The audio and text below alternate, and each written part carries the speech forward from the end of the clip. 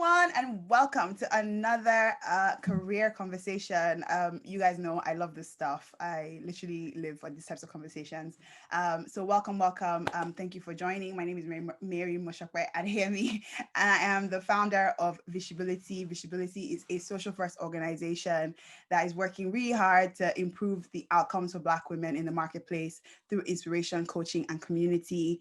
I am a risk manager by profession, and I get to live this and do this and grow this organization alongside that, which gives me a lot of joy. And so welcome. This evening, we have a great guest.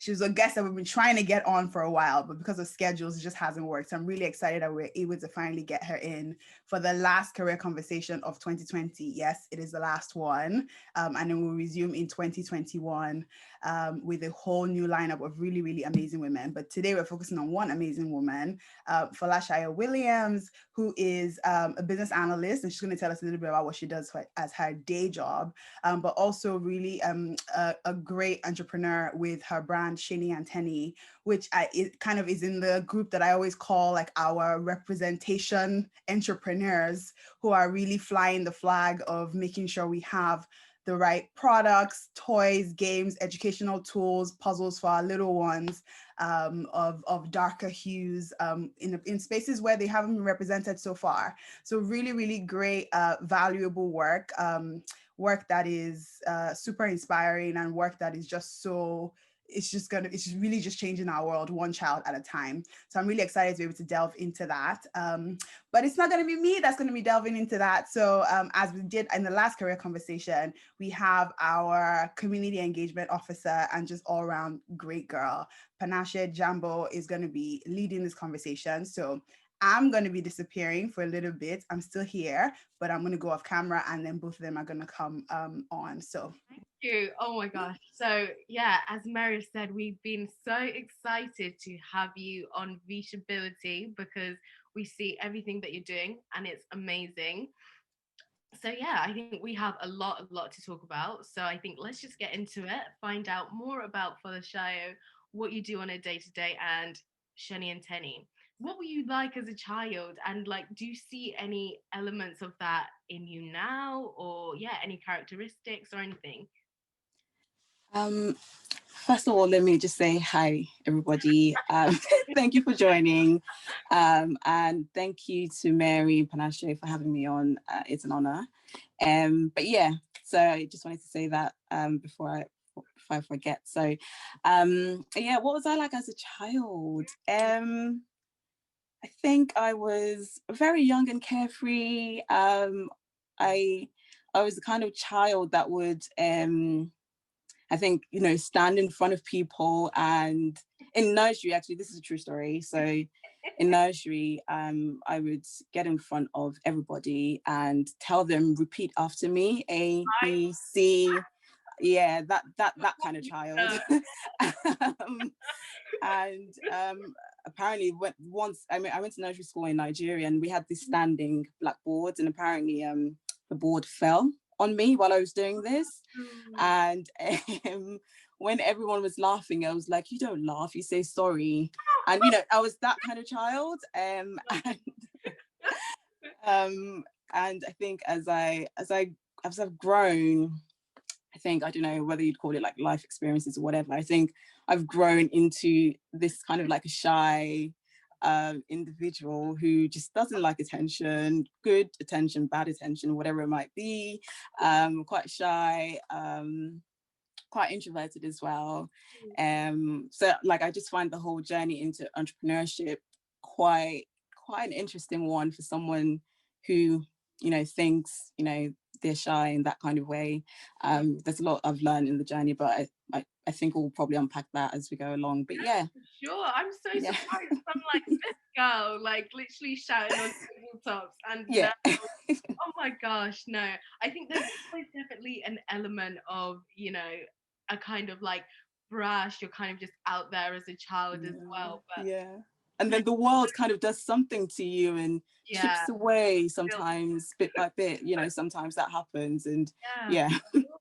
Oh my Yeah. gosh, I love that. And kind of do you still kind of see elements of, you know, your like extroverted self within you now, or you know, have you kind of just more closed into yourself? Or No, I think it depends on where I am and who I'm with. So people who, you know, who are my friends, I don't think they'd call me shy. But yeah, you know, I think it just depends on where I am and how comfortable I feel, and how much time I've got before, if I'm going to a social event, for example, how much time I've spent before kind of like psyching myself up. Because I think when you're introverted, you kind of need to have that build up, and then there's the come down at the end as well, like when you have to kind of like unwind and unpack everything that you saw and experienced. And yeah, so there's a whole cycle of that. So at different times I'll feel and be different, yeah, until I just get to go home and just yeah yeah, unwind and calm down. But yeah, I think sure. that's Okay. it. Yeah, I love that. And yeah. is there like, are there parts of like young Folasayo, um, did you have any like dreams? Did you have any aspirations? You know, when you were shouting on the tabletops, did you okay, like this is gonna be me? I think, yeah, when I was much younger, I always thought I was going to be a doctor. My mom's a doctor. My dad's was a lawyer. Sorry, And yeah, and I always thought I'd be a doctor as well, until I realized I couldn't stand the sight of blood. So that was that.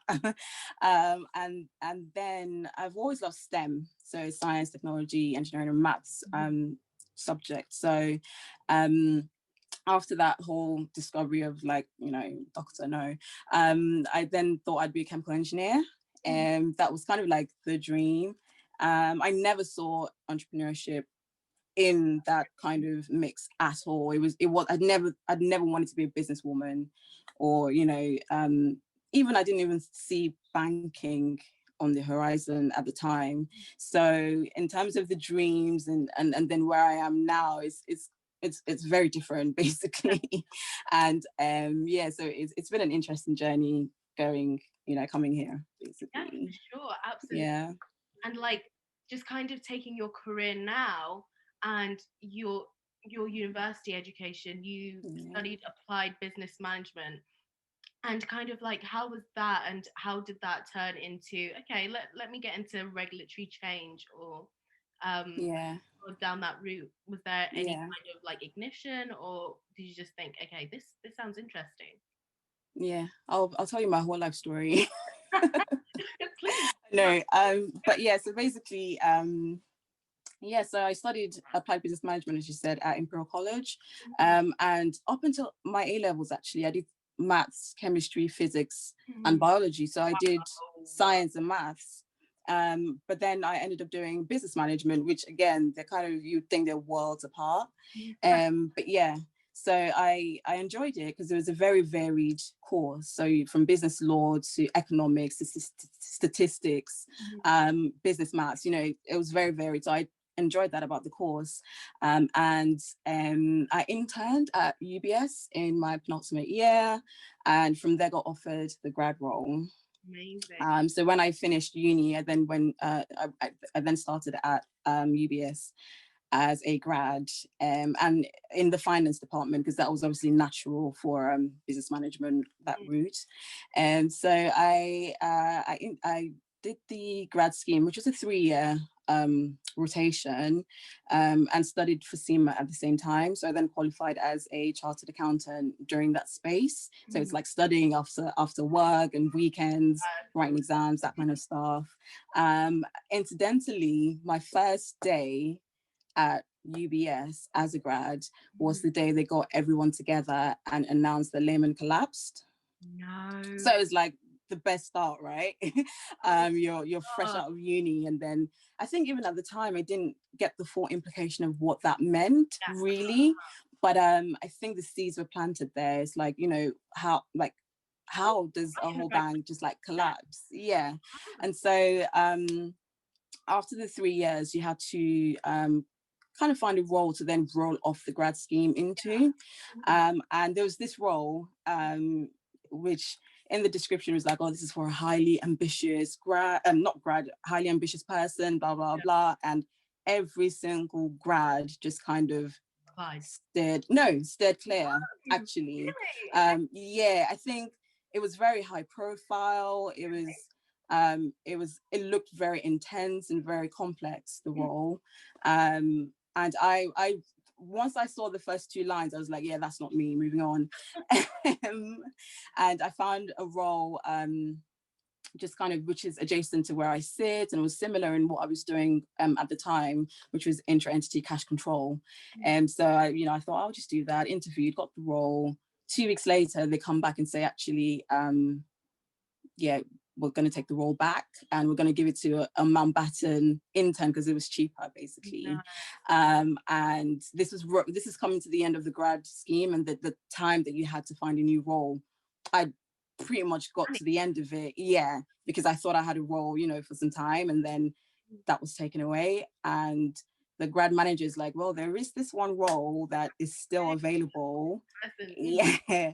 And that was, I think, how I actually got into regulatory change. So this particular role was top secret at the time, but post credit crunch, well, all the banks really wanted to know that every subsidiary was sufficiently capitalized to withstand, like, another credit crunch or a recession, failure.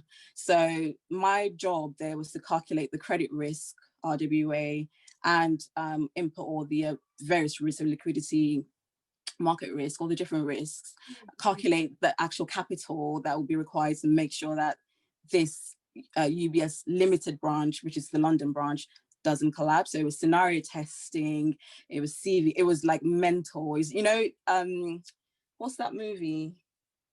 The one with Russell Crowe where he's a genius and you can see him writing like lots of numbers on glass. And definitely like a meme of some sort. You see something exactly. That was what like, yeah, that's what that role was. A Beautiful Mind. Yeah, someone's just written that. So lovely. yeah, so it was that kind of role. It was very, very intense, and I would wake up in the morning and just see like numbers flying around and stuff.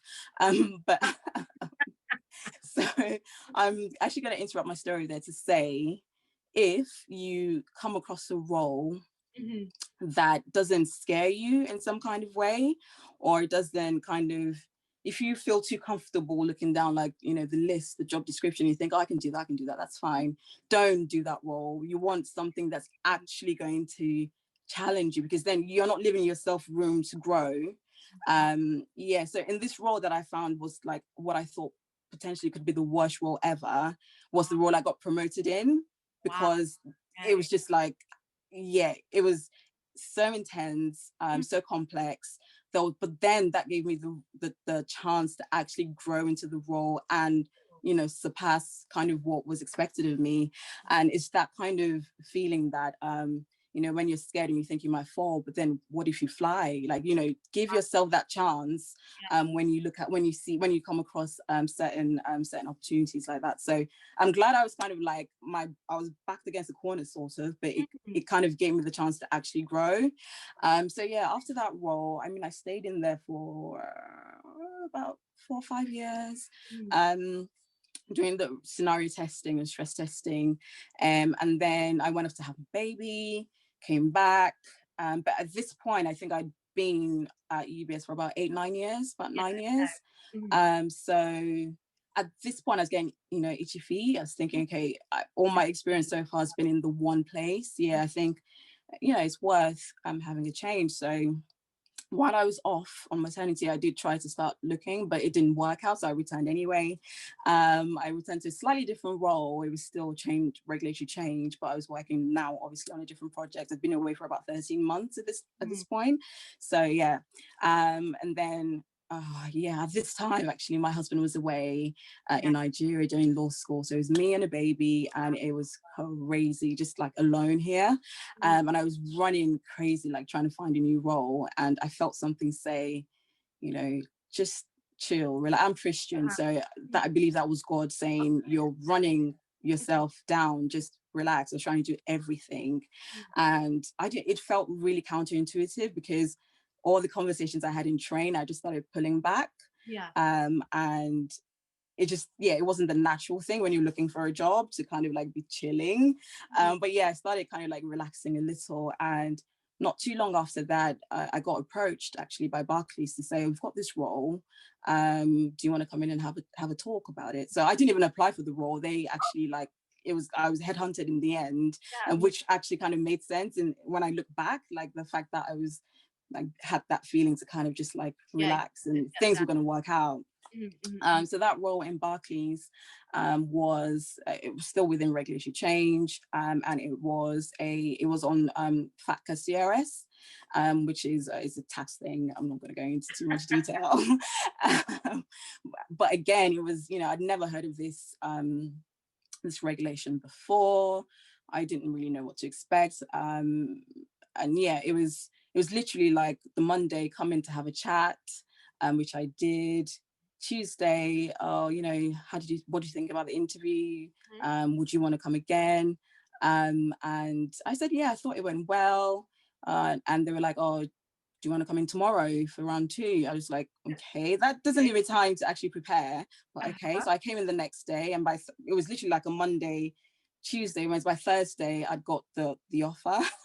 It was like so quick. But yeah, so that experience was nice. I was there for, again, about 2 years, went off to have my second baby. And I had a longer period off this time around, about 2 years. And then I got the job which I'm in now, which is at Bank of England. So yeah, the whole career journey is just, I would never have seen or, you know, expected it to play out the way it did.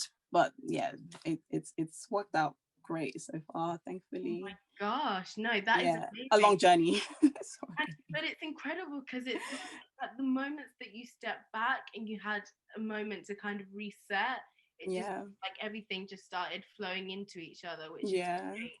And also just like, now that you're working, you know, for an institution, is that any different? And I understand that you started that, in fact, like in a really like turbulent period. That was at the start of the year, right?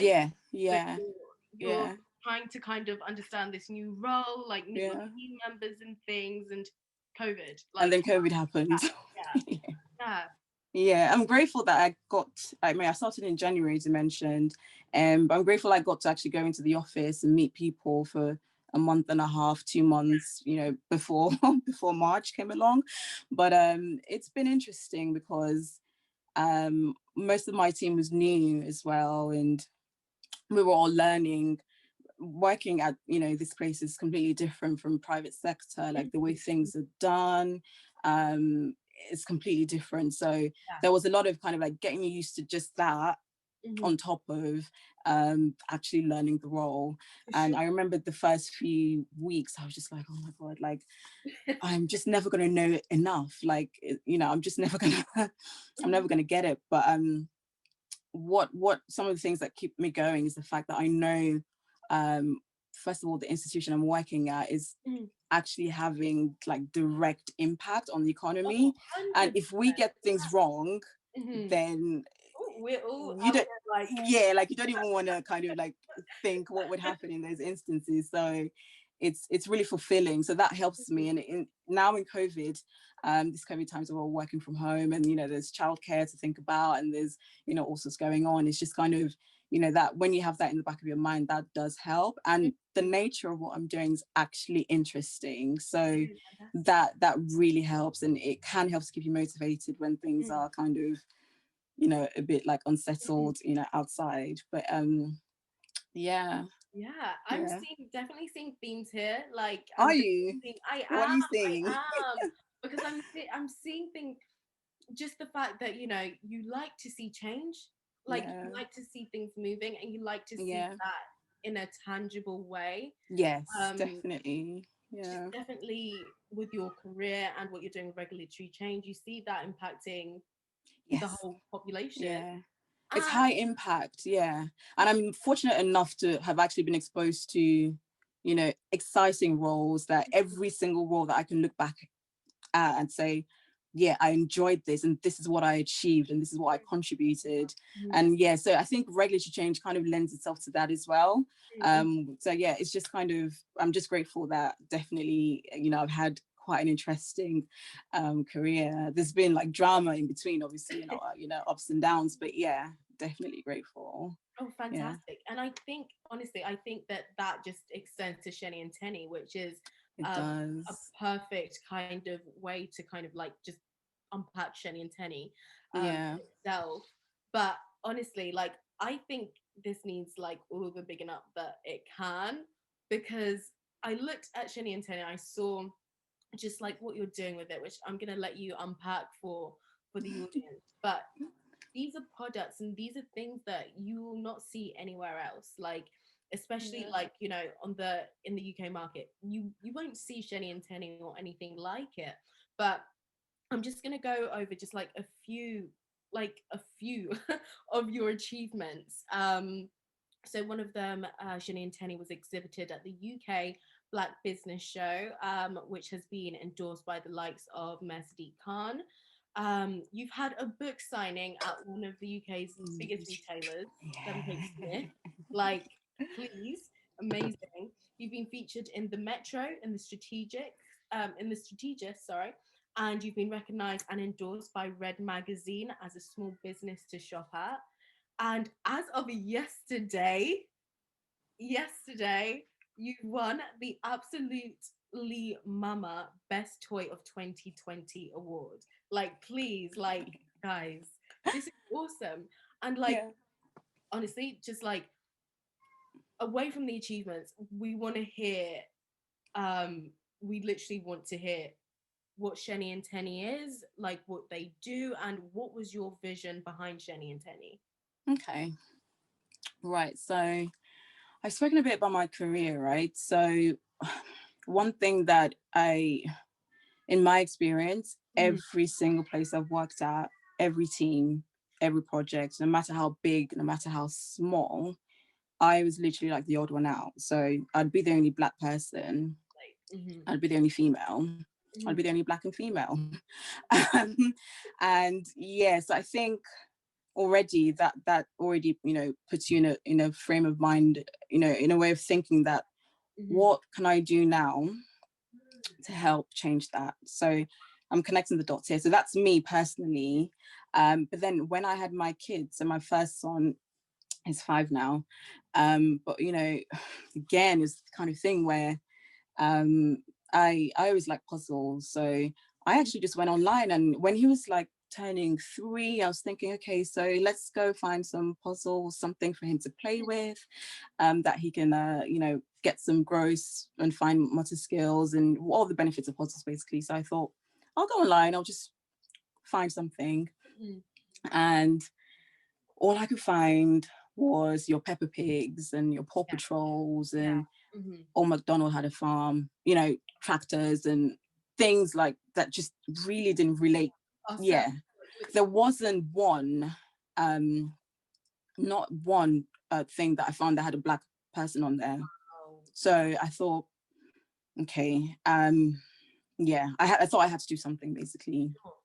And I've always also known that I wanted to keep my kids connected to the culture. So obviously we're in diaspora now, we're Nigerian and Yoruba by culture, and I just wanted a fun way. So just something engaging that I could play with him, you know, with, and also representative of what we look like. And I thought, okay, there's absolutely nothing that gives me what I want, so I'm just going to go and make it. So I just kind of that was like the birth of it, and I thought, okay, so I know my kids, obviously they're Nigerian, but I don't want to just stop at teaching them about Nigeria. I wanted to teach them about other countries, and I just thought, okay, why don't I pick Ghana and South Africa as well? And so it was mainly me making something for them, you know, for us to kind of like, at this point it was just my son, my oldest son at that point, but yeah. I just wanted to play with him, and yeah, keep him connected to his culture. So that's kind of like how it started. So I did all the research and did everything, and I just pulled out my savings and just literally went for it. So I didn't even plan for it to be like, I didn't have any like grand plans. I knew I wanted to make a lasting difference and a legacy for them as well. But I didn't envision like what the journey would look like. I was just kind of like doing little bits here and there at a time. Because, you know, sometimes if you think about the whole picture at once, that could scare you. Yeah. And then you kind of like end up not doing anything. But yeah, I just thought I'll just do this little bit. Let's see how it goes. And from there, it's just grown. And I think obviously when I see people's reactions as well and what people say is, I'm just like, oh, me, like it's all me. Yeah, sure. But yeah, no, yeah. And that's something that like I think is so interesting, because you know, when you look at kind of entrepreneurship and things, you know, there's so much out there. You can be an entrepreneur now, like you can read a book, you're an entrepreneur. But the thing is, like, a lot of, you know, journeys, you know, you can have a great idea, but it's actually taking that to the product.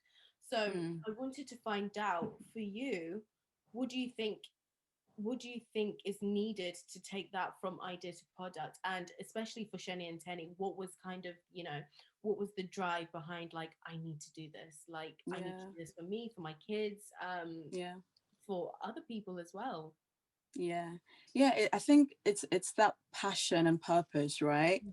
It's you know, it's known that if you're going into business just to make money, you know, it may not work out. So I think what helps is having there's a purpose, right? There's I feel like it's a mission, and it's not even also just for Black people to feel represented. It's also kind of creating something that non-Africans, I don't care where you come from, you know, I think you could do well by learning about other things, expand your horizons and open up your eyes, because otherwise you'll just be like orbiting the same kind of so when I think about what I'm actually trying to achieve, I just can't allow for failure. Like, you know, it's good to fail because you learn when you fail, but I don't allow that I don't allow that be like I don't let that hold me back.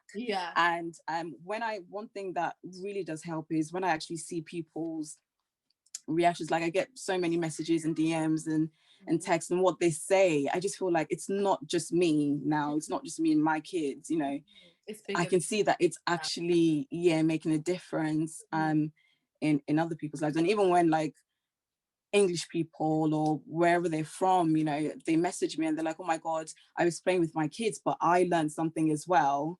And it's like, you know, this is like way beyond me now. And that kind of keeps it going. So once I have the one product idea and I think, okay, this is what I'm doing with this product, my mind's still ticking and I'm like, okay, the message there, I just need to find like the right product that I can marry with that message and will actually get kids involved and interested in just learning about something else.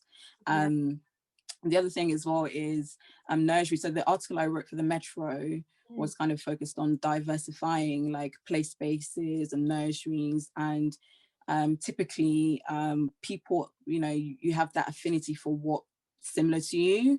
So if you're not intentional, you potentially won't kind of just go outside of your little circle. So so that article was about diversifying nurseries and, you know, your bookshelves and play spaces, because there's so much to learn, there's so much to be exposed to, and I think it makes you just a better person when you can actually understand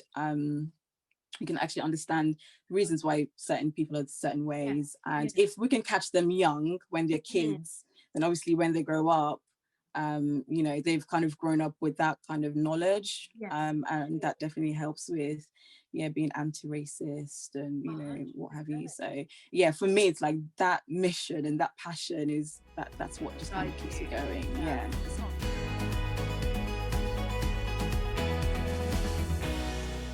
Talking about your journey as an author as well in that sense, and I think I picked up on what you said in terms of figuring out what medium to kind of express those things in.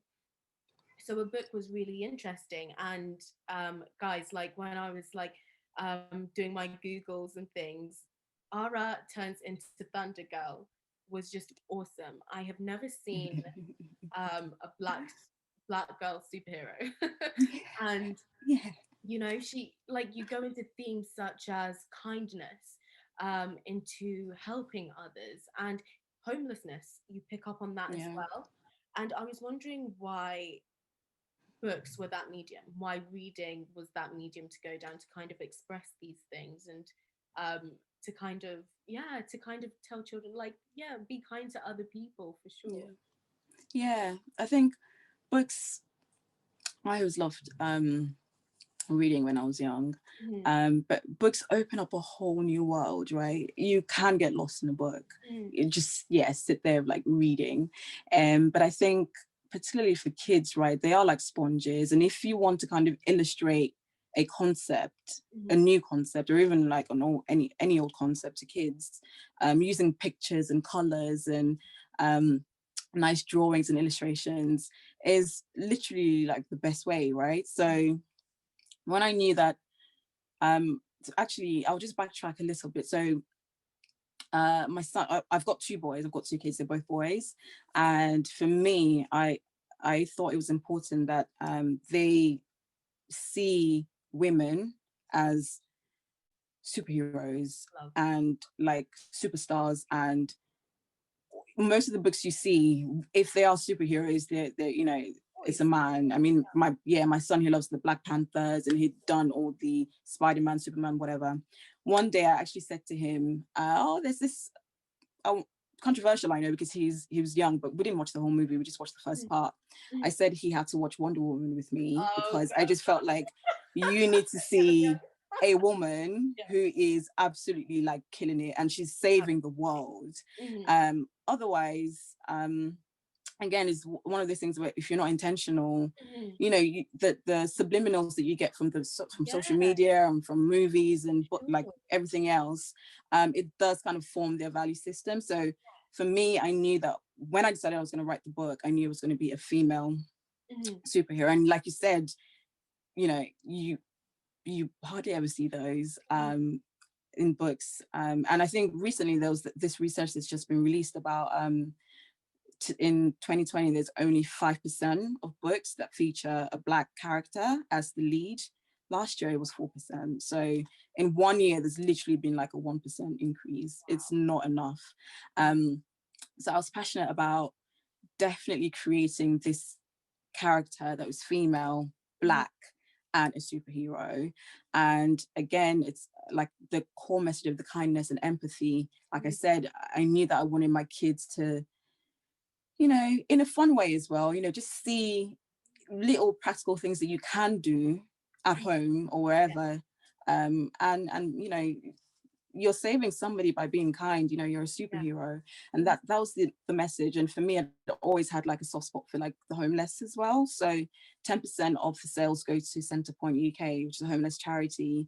And they look after the youth, so the young Wow. homeless people or people at risk of homelessness. So for me, I also wanted a vehicle where I could, you know, contribute to that cause. As long as that book's, you know, in print and being sold, there's something that's going to be going to that cause. So, Absolutely. and I just thought, yeah, the book would be the best way to kind of wrap all of those little Mm, concepts and things that are born from like deep down here, yeah. yeah, put that together in something that would last way long after I'm gone, Yeah. hopefully. Wow. But yeah, so for me that was the motivation of the book, and it's been such a journey. Like I was self-published, so Wow. writing the story, you know, finding your illustrator, your printer, and even getting into like WH Smith, like these guys don't talk to people if you don't have a distributor, or if you don't have like, if you're not, yeah, if you don't have a distributor, then Mm. they yeah, With they innocence. wouldn't, yeah. And and funny enough, I literally just walked into my local store and I said, I've got this book, do you think you could host me for a big signing? What? That, and I figured the worst they could say was no, Yeah. right? course. Get out of here, like Yeah. no. Yeah, and it was literally, so I showed the manager, and they looked at it and they were like, yeah, that was literally. I actually thought, okay, Well, there really? it is. Yeah, so it's like, I think there's something there that goes for asking, you know, Yes. if you've got that, if you've got something burning that you feel that you need to do, or just in anything about life, right? You don't know until you ask, and the worst you can say is no. Like, no, like Kamala Harris, I eat no for breakfast. Like, you know, that's the worst that could happen. And so so we and literally set a date, and it happened, and it went so well. So right now we're only stocked in terms of physical, like bricks and mortar store. We're only in that branch, but you know, like I said, like that doesn't mean anything to me. Like there's always like more ground to be broken, and then just walking in and seeing your book like alongside, you know, other, it's a dream. Literally, I'm just like, wow, I can't believe it. And I love that, and especially, you know, I think the last year for Black Lives, it's just it's been insane. So I know you did the Metro article and things. Did that have any kind of correlation with Black Lives Matter, or was this separate? No. Or did kind of demand increase after Black Lives Matter or anything like that? Okay, I think what I found happen was actually, so before that, most of the interest had come from Black people. So people that look like me, people that look like the puzzles. Most of my customers were African or potentially Caribbean as well, but Black people.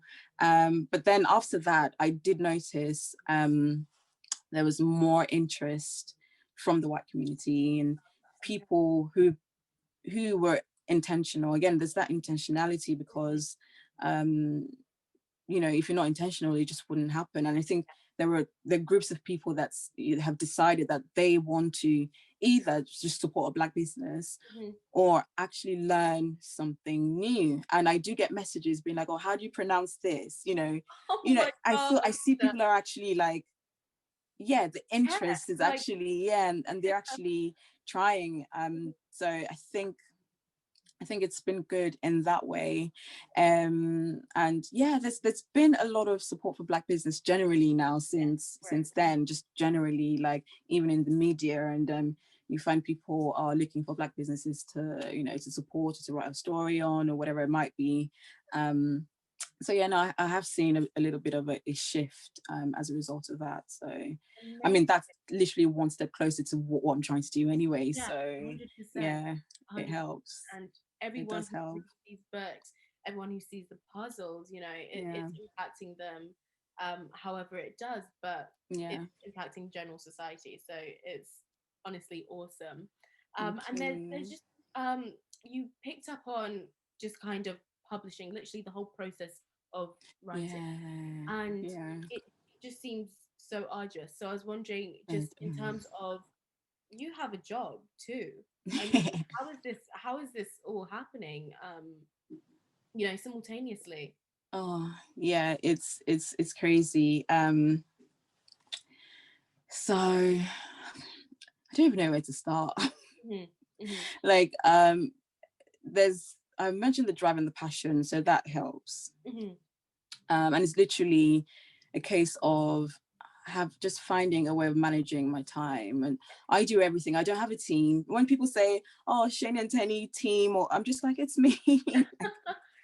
I wish I had a team, but I literally do everything. So from the website design to, you know, marketing, to actually working on the actual products.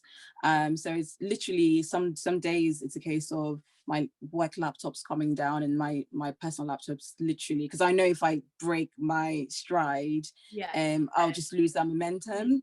Obviously I've got kids as well, so it's also just knowing, I used to do this all the time, but I didn't even know how to name the Pomodoro technique, which is where you kind of set your alarm for like say 20 minutes and you do things in those time blocks. Yeah. Yeah, so because I want to be present as well for my kids. Yeah. So if that means setting aside 20 minutes where I'm literally like I'm pillow fighting and we're playing the Nintendo DS or whatever it is, I'm like, yep, so I'm gonna stop what I'm doing, do this, and then come back and do things in like time blocks. And yeah, I didn't realize it had a name. I heard it somewhere, the Pomodoro technique, but I used to do that a lot, and that helps me with getting things done.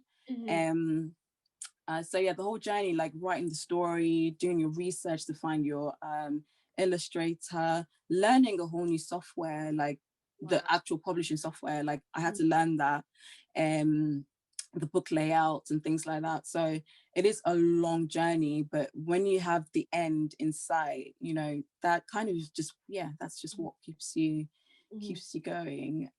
It's a bit of a funny story because actually, so before I did the books, I did the puzzles, and actually I was working on this on maternity leave. So my second maternity leave, I was pregnant, and so on this particular day I was chatting with the illustrator on WhatsApp. We were trying to finalize a few things, and then I went into labor, but I was there like still like typing, and I wanted to get to the end of the conversation. I couldn't in the end because the phone went flying the other direction, you know, at some point.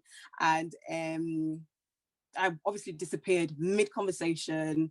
The guy didn't even know I was pregnant. Obviously, it's not relevant information. So I came back and I was like, oh yeah, so I just had a baby. And he was like, what? Like, I could tell that he was a bit like what? Like, what just happened? So literally, that was when I started with the puzzle. So I literally gave birth to like 2 babies, it feels like my son and the business. And it was literally that whole period is, yeah, you've got a new baby, you're trying to do this, you've got an older toddler as well, and it was insane. And you just think, sometimes when I look back as well, I just think, how? Like, how? I can't, trying to answer your question is quite difficult. But yeah, it's just kind of like being as disciplined as possible. That's very hard when you've got little kids. You can't plan how a day's going to go. And yeah, I've got my 9 to 5 now. So maternity leave on its own is a full-time job, and then now I'm back at work. So it's just kind of like having, I compartmentalize a lot. So I think for me, that's the best way. And I try not to multitask. I take my work seriously. I don't mix, you know, business with work. It's like, I'm doing this now and I'm giving that my full, like 100%. And then once, you know, I'm done with that, I'm kind of like shifting focus to the next thing. And I give myself just little bits. Some days I don't do anything. Some days all I do is write one email. Okay. And I'm okay with that, you know. Yeah. So just trying to make sure that you don't put too much pressure on yourself as well. I think that really helps. Otherwise, yeah. It'd be crazy. But yeah, no, the journey is really interesting. Yeah. It's interesting. You gave birth to 2 things at the same time. Literally. Oh, wow. Okay, that's amazing. And honestly, it was great that you picked up on the kind of like the flexibility of, you know, being a mother, being, you know, still working as well as being an entrepreneur.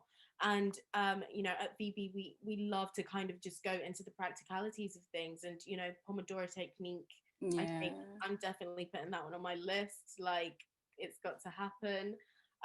But also, you mentioned in your 3 learnings that, you know, that don't be a shrinking violet.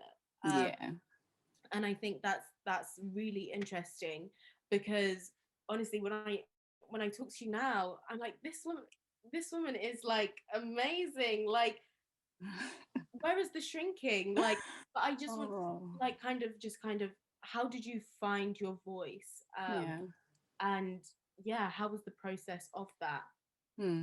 Yeah. Okay. So I touched on this a little. So I mentioned, you know, when I started off my career, like wherever I found myself, I was like the odd one out. So in a room, like that first role after the grad scheme, I'd walk in and there's literally all MDs, because this is a high profile project. If you get it wrong, you're in trouble, basically. Everything I was doing, my calculations and everything was going straight to the PRA. Okay. Wow. And at this point, when I first started, and for a long time after I just started, I would walk in and just feel like, well, who wants to hear from me? Like, I'm a grad. I've just come off the grad scheme. What do I know? I'm Black, I'm female, I'm the youngest in the room.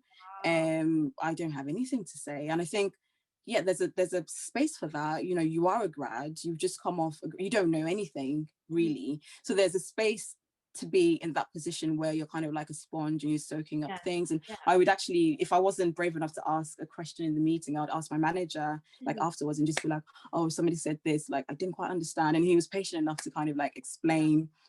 So for the longest time, I think I leaned into that too much, where I just felt like nobody wants to hear what I've got. I don't have anything to say. Who wants to listen to anything, you know? And it's very easy to just kind of settle into that and just accept that as to be the norm. And yeah, it can be daunting when you're literally the odd one out. So I think career-wise, that was kind of like the norm. You know, like I said, every project, every firm, every program, that was the same experience. But then I think it's in the mindset, like we had this conversation, but I read briefly on the group chat, it's the mindset thing. And it's, you know, sometimes you need something to click and it's like, oh, hang on, I'm the only one who has my perspective on anything. I'm the only one who's had experienced life in this way. I'm the only one who sees life in this way. And I do have value to offer. And I do have a voice. You know, it doesn't matter where you're from, what your experiences are. You have a place in the world. You have, you know, your own space, and only you can occupy that space. So it's having that kind of like mindset change and thinking. And then thankfully I did a good job of what I was good at, what I was doing. So I was getting external feedback as well. And that obviously does help, because someone outside of you is telling you that, you know, this is amazing, what you're doing is good. But yeah, it's in your mind, you have to kind of flick that round and come to a place where you speak up. You know, you speak up for yourself in the office, or, you know, in a meeting, and you share your thoughts. So if it's a question, you ask the question boldly as well, because only you has that perspective, and only you can offer that. And I think that's helped me with the business, because like I say, that shrinking violet thing is, I could easily just I mean, that's my like go-to I suppose posture, is just kind of be a wallflower, and I could observe, and I actually genuinely and just enjoy observing, and and that's fine. But obviously if you've got a business and you've got that mission and that aim, that kind of like falls to the back, because like I said, it's not about me anymore, it's about this thing I'm trying to achieve. So I have to, like, you know, strip back those limiting thoughts and everything, and go for what I want to do. So a lot of the, if you want to say, accolades or the recognition, is because I've gone for them, and that's not kind of like, it's not the natural inclination, but you know, I have to put that aside, and I'm trying to achieve something here. So all of that has to fall away. But yeah, it's just that knowing that, look, you've got value, and you know, you are important, and you deserve a space at, you know, whatever table you might find yourself on. And and just owning it, basically. I love it. That's I love it. Honestly, I received so many gems just from that. I'm like, I'm gonna speak right up, like, genuinely. No, so that's fantastic. And honestly, it leads us to the future and talking about your future plans. And we have a great question here. That's a good question. Oh, yeah. So what have I learned about myself? I think I said somewhere before, I don't know if I mentioned it here, like how I used to think I wasn't creative, right? For whatever reason. I think part of it is, you know, growing up in Nigeria, there's a way that the focus is a lot about studying and books, and even when you get to secondary school, they split you into science, what's it called? Science and arts, I think. So you're already training someone to think, you know, all they can do is this. Yeah, it's either or. Mm-hmm. And I think there's the potential to grow up just thinking that, right, this is my track. Anything outside of this, it's yeah. So it was my first maternity leave was when I learned how to sew. Mm-hmm. I taught myself how to sew, and that was when I always enjoyed like dressing up and looking nice, and that's that. But then it never ever occurred to me that I could actually make something that I can wear. And it was only kind of after that I thought, oh, actually maybe I am a little creative. But yeah, so you have to put yourself in positions where you can actually like learn, and they might not be your comfort zones. But I found one thing I've learned, I suppose, is I can put myself outside of my comfort zone and actually like not just survive but thrive. So that's the one thing. I think I touched on the other thing a little bit about, you know, being that shrinking violet, and it can be quite daunting when you're the different one. Yeah, I did mention that. So it's bringing that into my my business is when I put myself forward for opportunities, or when I'm pitching to anybody, I would have never seen myself doing that, like, you know, 2 or 3 years ago. I don't put myself forward for things. That's just what I thought I didn't do. But I've learned obviously that I can. Yeah. And I have, and it's actually yielded results. So that helps. I've learned so much about myself. Website management. Why, in which world would I have ever had to create a website?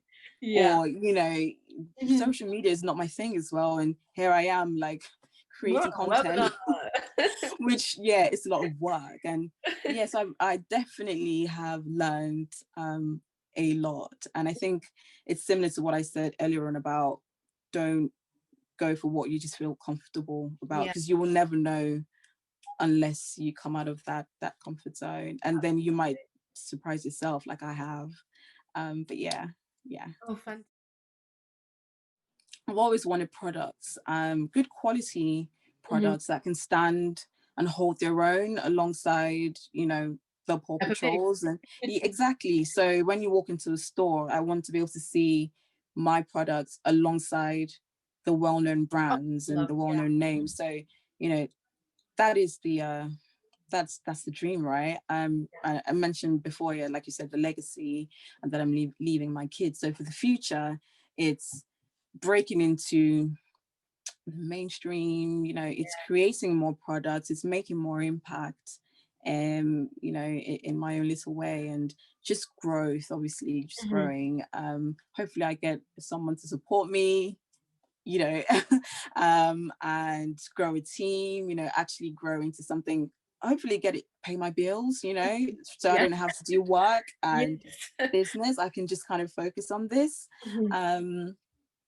Yeah, so the future is bright, right? So there's lots of dreams and aspirations. Like, I'm never short of the dream. Yeah, I have to just keep that in sight, so I can work towards leaving something for my kids. Oh, amazing. Fantastic. Well, looking forward to seeing what comes of Sheni and Teni. 100%. Perfect. Oh my God, I love it. Like, good. Do you know, like, anytime I see like a new product that has things, you know, something that I would have loved as a child, or something I know my child would love, I don't hesitate to I'm like giving a shout out, you know, I just discovered this, and it costs nothing to do that. We all have our purpose, and we all have our different journeys, and I don't feel threatened in any way. You know, it's kind of like there's a bigger picture here. Yeah.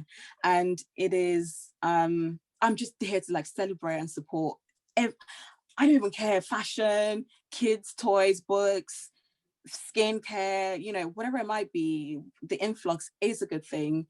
And I think it's great. And I have a group of friends who we're all mums.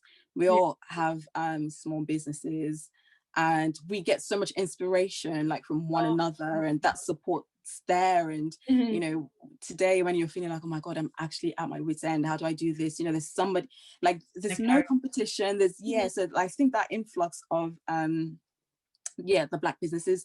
For me, I love it. I think, yeah, this is kind of what I want to see happen. For Like, sure. I don't want to be that small Black business forever. You know, we're not small Black businesses. We need to kind of, our stories need to be heard, and Yeah, yeah, we need to be recognized for the good that we're doing. So for me, it's great.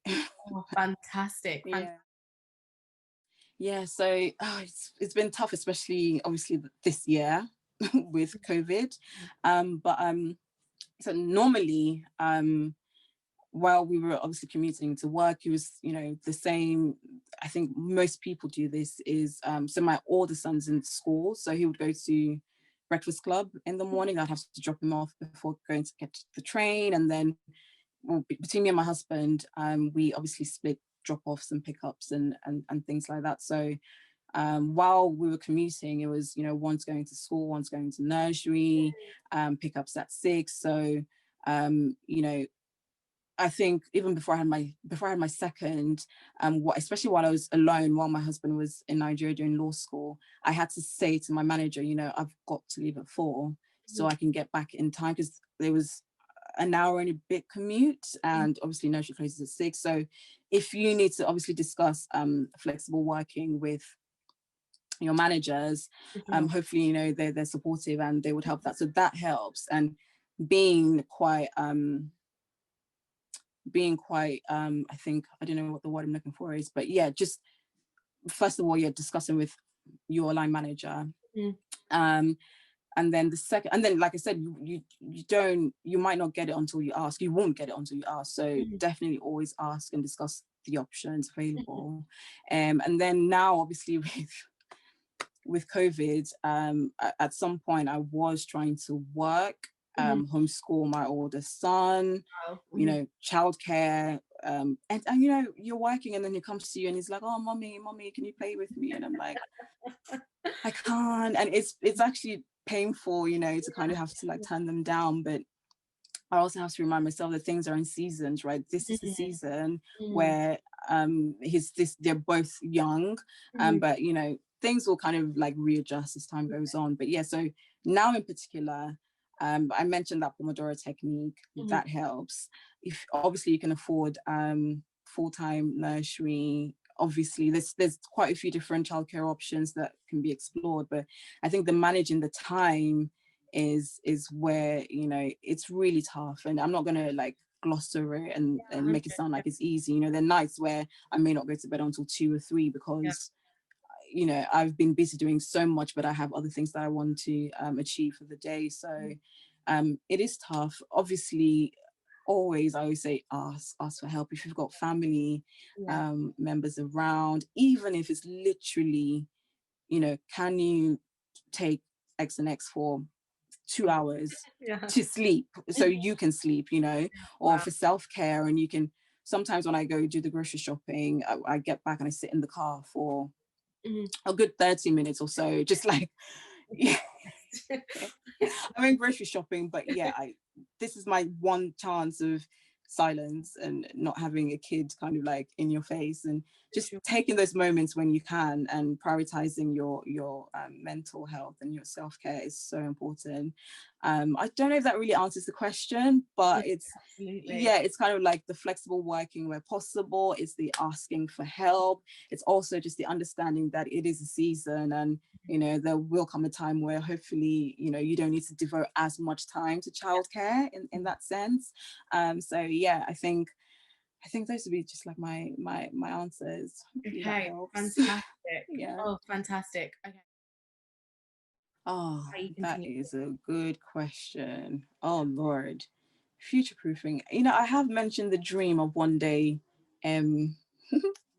not needing, you know, my formal 9 to 5. So while that's away in the distance, between then and now, what am I doing? Okay, so I think it's kind of seeking opportunities that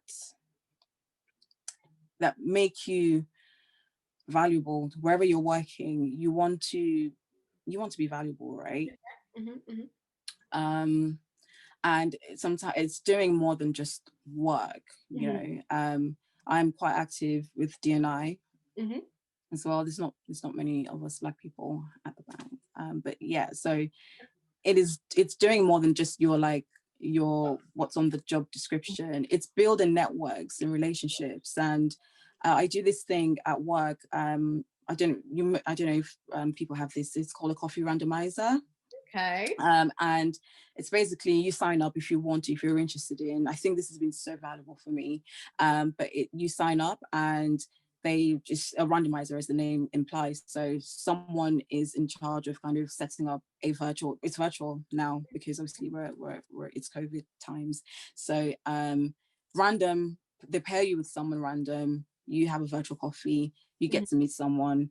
And it's insane because the people I've met just by doing that, and you start building a network, and Sure. you find that you have more in common with people than you know, and it's from that word of mouth and that networking that opens up doors. And someone thinks of you, I met this girl the other day, but we spoke about this, she would be good for that. And it's putting yourself in situations where it's not just about I'm doing my work, I'm just doing my 9 to 5, but you want to kind of broaden that a little bit and explore your network and build a good network, and then obviously provide value to wherever you find yourself. And I think for the future, you never know, my old role in Barclays, before I left, my manager called me into a room and was like, okay, we don't know what's going to happen when this project ends, but what do you think about working for me at the start of whatever project I find myself? He didn't know I was pregnant at the time. But so it's just kind of when you build relationships and networks, you just don't know where where that's going to lead. And it could be some 2 months, 2 years down the line, someone says, oh yeah, there's this person that I met and I've become friends with, and they'll be perfect for this. And you're kind of future-proofing your career, basically. But yeah, I think that would be my answer. Amazing. Okay. Future-proofing, networking, relationships, and providing value. Yes. Yeah, that's amazing. it. Oh my gosh, Folasayo, this has been amazing. Thoroughly enjoyed it, and I'm sure everyone else has. I've been so. And you have provided so many gems, and we're all supporting you as well. My little cousins, my nephews and nieces, they'll be getting Sheni Teni for Christmas. So thank you so much. Wow, that was great. I was chatting away, going, oh my god, especially at the birth story. Oh no! I was like, what? That was a great conversation. And I love how you ended on the topic of networks, and just that's really the key way of future-proofing your career, because careers and jobs and industries move on, but people are always sort of there. And so in that vein, I would love to invite you, if you're not already part of a community of people, of women, of Black people, Black women, whatever it is, to help future-proof your career, definitely come and think about joining us. So we have an active group on Telegram of almost 300 Black women across different sectors, doing business, doing whatever it is that they're doing, but just supporting each other. And so if you're looking for a home, a space, whatever, definitely check us out as well. So viSHEbility.com/VBTribe. So just, fill out the form, join in. There's no obligations or anything, just come straight through, and we're literally waiting for you. So with that, I just want to say a thank you again to Folasayo and to Panache for just being awesome. Yeah, for now, good night. Thank you so much.